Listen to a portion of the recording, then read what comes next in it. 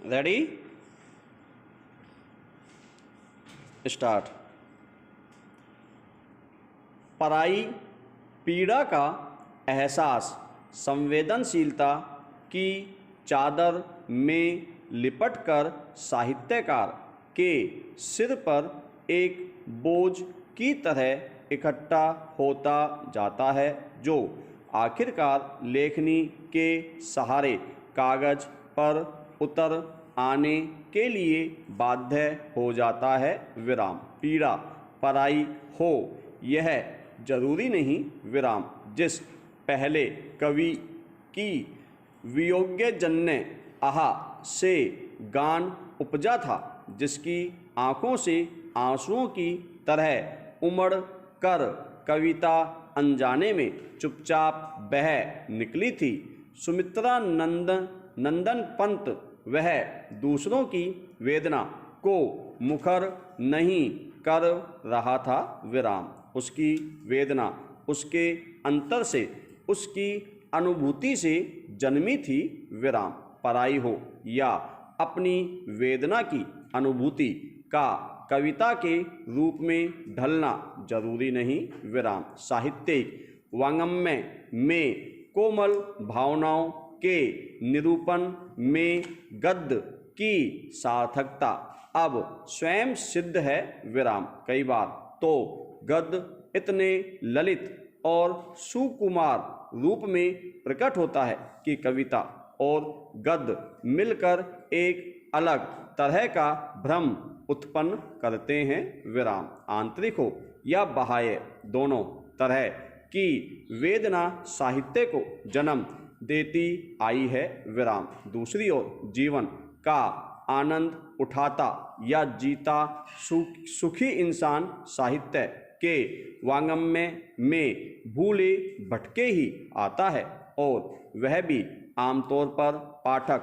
के रूप में, न कि अपनी रचनात्मकता के प्रदर्शन के लिए। विराम। भौतिक या आध्यात्मिक आनंद में पगे क्षणों को साहित्यिक अभिव्यक्ति के ऊपर न्योछावर करने वाले बिरले ही होते हैं, जबकि पराई पीड़ा का अनुभव करके काव्य की सृष्टि करने की परंपरा उतनी पुरानी है जितनी मिथु नरत क्रोच पक्षी के जोड़े में से एक का व्याध के बाण का शिकार बनते देखकर आदि कवि के द्रवित हो जाने की घटना।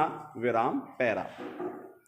इन दिनों कई लेखकों का एक नए अनुभव से सामना हो रहा है। विराम। अपने और पराये सौ तरह के दुख मुंह बाएं सामने खड़े रहते हैं, लेकिन लेखनी चुपचाप तमाशा देखती रहती है। विराम। आनंद के क्षण आते हैं तो किसी मूक के गुड़ की तरह मन उन्हें भी चुपचाप चुबला लेता है। विराम। लेखनी पूरी तरह सूखे दूखे समय कृत्वा का मंत्र जपती हुई स्थित प्रज्ञ रह जाती है। विराम। भावनाओं को शब्दों में बांधना एक निरस खेल लगता है। विराम। इस बीमारी को लेखकों के मानसिक अवरोध, अंग्रेजी में राइटर्स मेंटल ब्लॉक की संज्ञा दी गई है।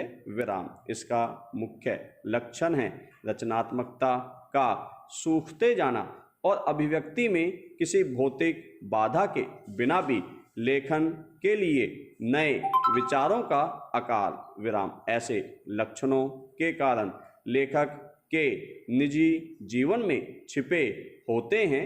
विराम। आजीविका से जुड़ी हुई गंभीर आर्थिक कठिनाइयां, लंबे समय तक चलने वाली या असाध्य बीमारियां हैं, स्वाभाविक को चुनौती देने वाली घटनाएं, निजी रिश्तों में अचानक आ गई खटास, ऐसे किसी भी कारण से साधारण इंसान अवसाद रोग जैसी मानसिक व्याधि से ग्रस्त हो सकता है विराम पैरा। मानसिक रोगी की श्रेणी में लेखकीय अवरोध आता तो है, लेकिन यह व्याधि स्थायी नहीं होती विराम। उपचार के लिए मानसिक रोगों के डॉक्टर के पास जाना भी जरूरी नहीं विराम। खुद अपने लेखकीय अवरोध की शिनाख्त कोई लेखक जितनी गहराई से कर सकता है, उतनी गहराई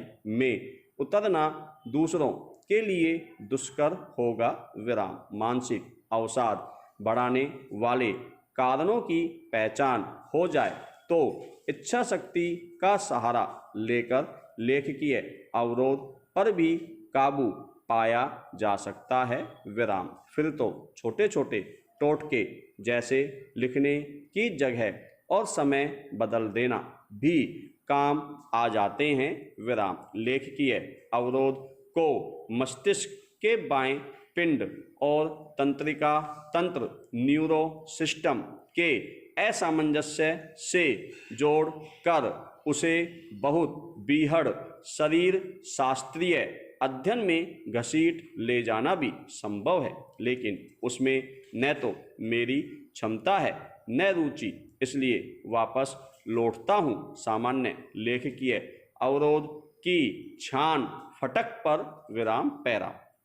अधिकांश लेखकों के जीवन में पिछले एक वर्ष में महामारी से पैदा हालात में जो परिवर्तन आए, उनका लेखन से कोई संबंध नहीं विराम। बाहर घूमना बंद हो जाने पर भी संचार साधनों की कृपा से रचनाशीलों का अपनों से बराबर संपर्क बना रहा विराम। इस दौर में लिखने पढ़ने पर सबसे गहन असर डालने वाला तत्व बस यह दिखा कि सोशल मीडिया पर लाखों लेखक प्रकट हो गए विराम। अब हर कोई फेसबुक, ट्विटर, इंस्टाग्राम और व्हाट्सएप के सहारे अपनी रचनाशीलता का प्रदर्शन करने में व्यस्त है विराम पैरा। गद्य और पद दोनों ही रूप में तुरंता साहित्य की अगणित